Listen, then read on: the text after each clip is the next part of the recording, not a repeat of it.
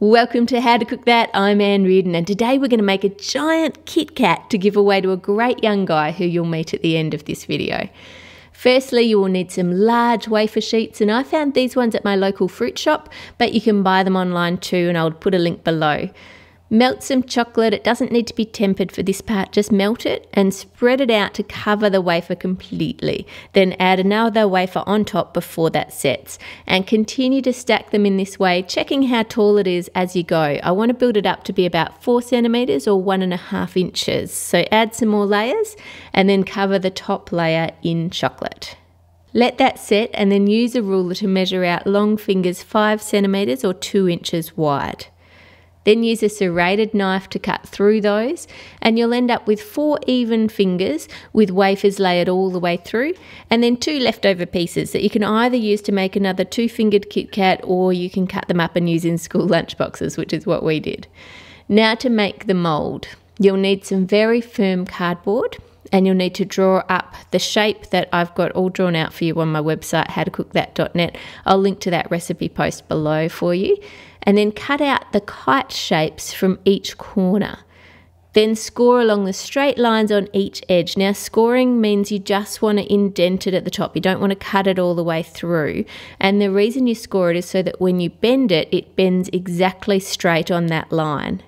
Now you'll see on the corners that I've cut them on an angle, and that's so that when they join together, they're sloping outwards, just like the Kit Kat shape does. Now we want to line the inside with acetate so the chocolate doesn't stick to it. Now you can buy this acetate at craft stores or office supply stores, and then just glue it into place. And while it's drying, you'll probably need to put some books on top just to keep it flat.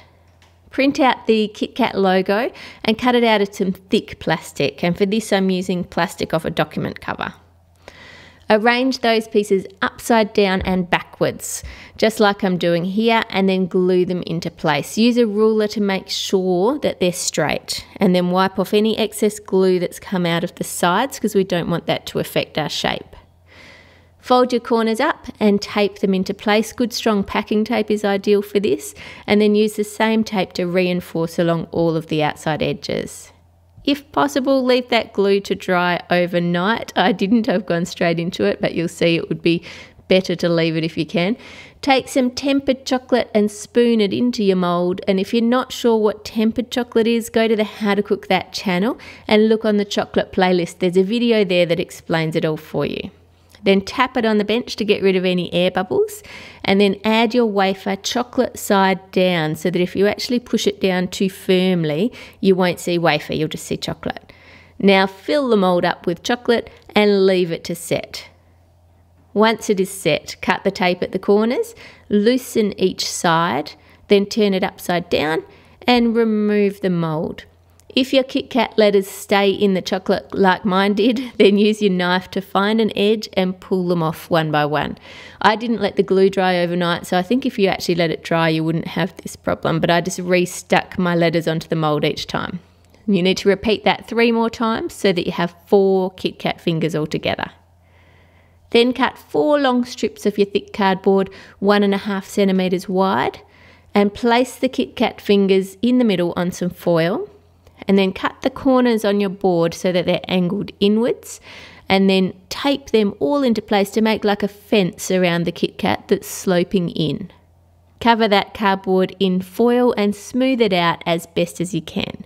Then remove your frame and cover the base in chocolate, and then add the frame back, and moving quickly before it sets, add in the Kit Kat fingers. Now pipe in extra chocolate into the gaps and smooth it out. In hindsight, I think it actually would have been easier to half fill the frame with chocolate and then add the fingers instead of piping it in, but you can try either way, whichever one you prefer. Once it's set, take the frame away and use a sharp knife just to trim off that excess chocolate from the base. Then wrap it in foil followed by red wrapping paper, print out the logo, cut it out and stick it on top. And today I've got here with me Jackson, who runs one of the biggest youth groups in New South Wales. Jackson, why do you think it's so good? Why do so many people go? Oh, we're fun. We've got a lot of people, so there's massive energy in the room, and it's a place where you can't do what we do at school or at home. This is like, we're not boring, we're young, we're alive, and we like to have fun.